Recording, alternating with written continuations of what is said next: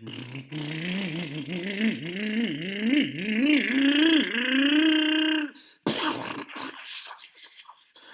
hat!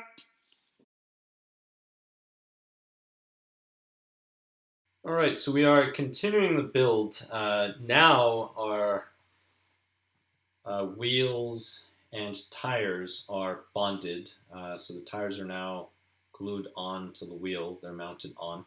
One of the things that you're going to notice is you have two pairs of each.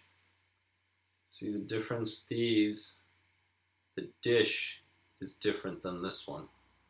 This one is concave, this one is convex. The convex go up front. The concave ones, these are the rear wheels. So for this, you are just going to be needing a few little things. You're going to be needing the plastic bushings. So you're going to need the last 4. You should have 4 remaining. Well, hopefully you have extras. If you don't have the exact number, hopefully you have extras.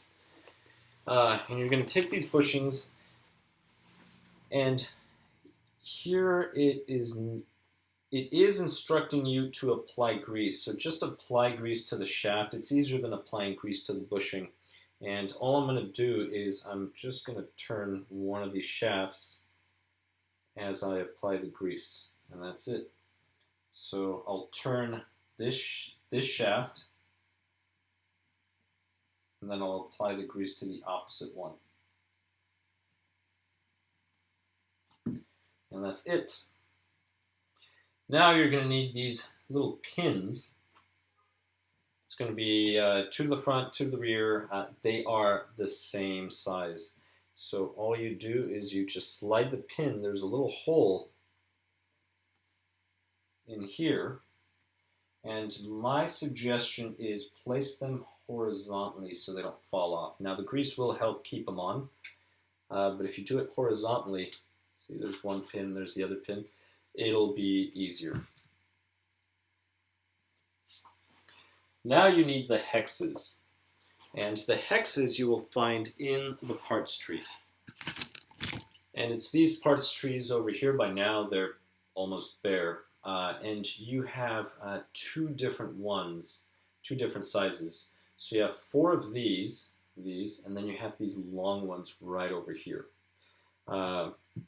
Now, your setup is going to determine which ones you will be using. Oh, sorry, one quick little thing. Before the pin, I love skipping steps, you want to install the bushing. Then you put the pin. Let's do the bushing. And now the pin. All right, there we go. And I'm going to set it down. Because they're horizontal, they're not going to fall off. Now I have to work with the hexes. So I'm going to put this over here. And there are 2 of them. There are some narrower ones. So let me just take these off. These are narrow. And then there's a wider one. So let me show you the wider one. And there's a significant difference between them in size. The wide one is about 50% wider. Actually here, it's more than 50%, a little over 50% wider than one of these thin ones. So you have to see, depending on which kit you're building, you're going to use either the 7s, A7, which are the thin ones, or the A8, which are the larger ones. So that's something that you're going to have to figure out depending on the kits. Keep in mind, Tamiya uses these chassis for not just the MAN trucks, but other cars as well. For the MAN truck, we're going to be using the narrow ones. So we're not running the wide track. We're going to be using the narrow ones. Because the wheels have to fit in the body. Once we have the body, if we have enough space to run the wide ones, we'll swap it for the wide.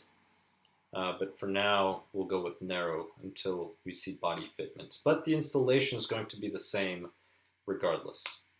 So that being said, Still going to take them off the parts tree, but I'll take the wides out, and so I'm just filing down the excess material from the parts tree.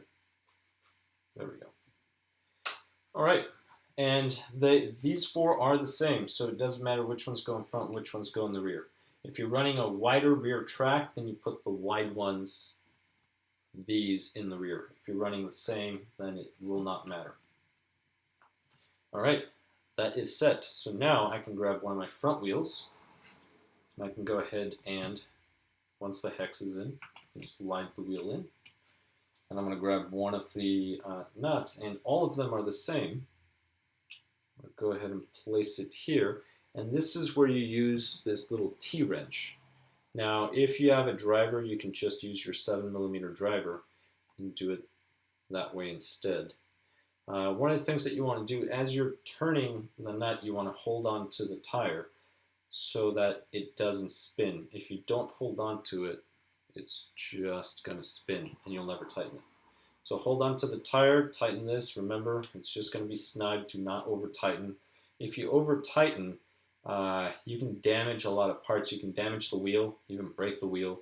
You can damage these hexes. They will become too compressed.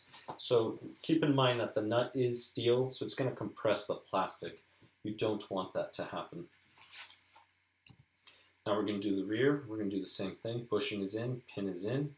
Grab the hex. Notice the little marks here. That's where that pin is going to snap on. All right, now we're going to grab the rear wheel. Again, it's the concave wheel. Just set that there. Grab the nut. And then you're just going to tighten it.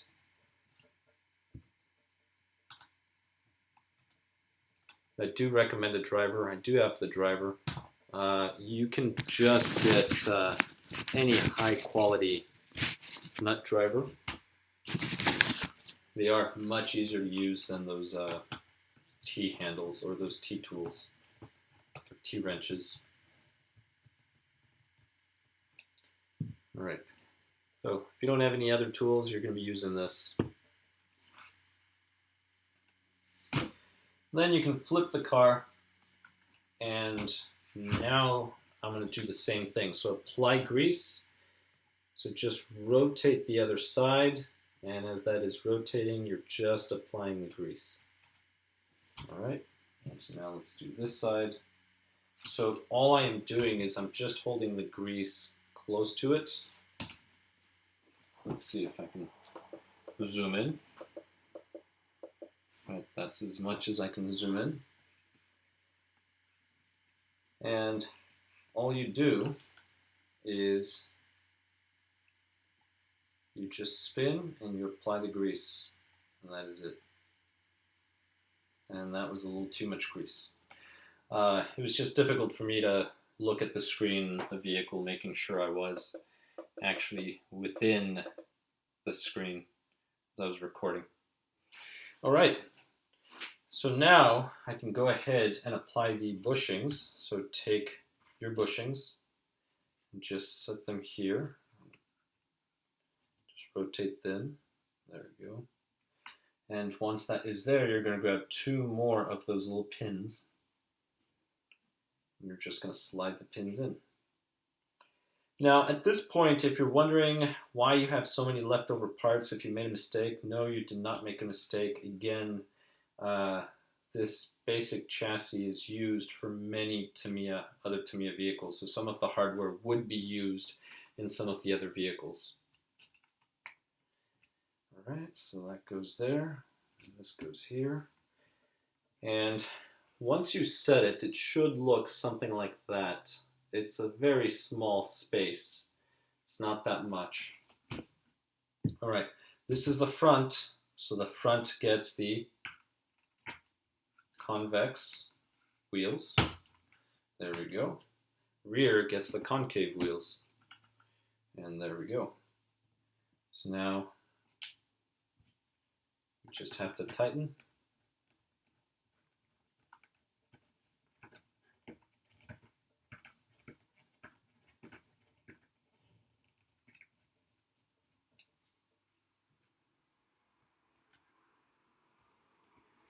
The other thing too, notice how they all say Tamiya on the outside.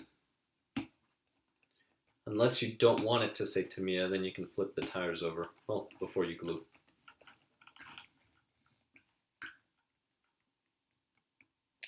All right, so I'm just going to check, make sure everything spins properly, good, and if I rotate both wheels, the front should rotate as well. And everything is set. So now the only thing that we need now is the battery tie. Battery tie is going to be here. So all you have to do is just twist off, battery tie comes out, and notice it says Tamiya right on here. So if we follow the orientation here, the battery would be here on the right side. The Tamiya letters are going to sit like this.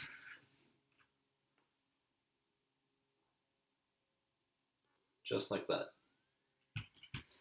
And those large clips, body-looking clips that were with the tie straps in that bag, those are the ones that are going to hold this together. So you're just going to slide one of the clips in, and then you slide the other one in,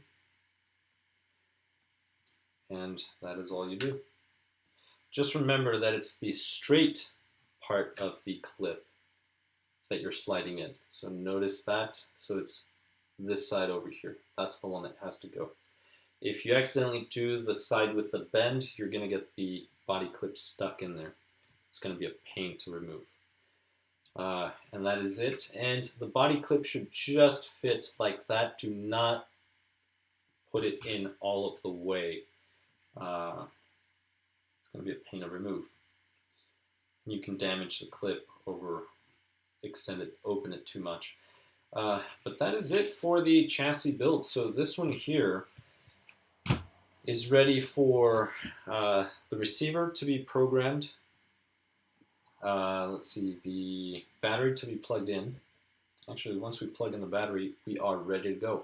Leftover parts, you are going to have a lot of leftover hardware. One of the parts that you're going to have left over is this portion here. This is for the servo.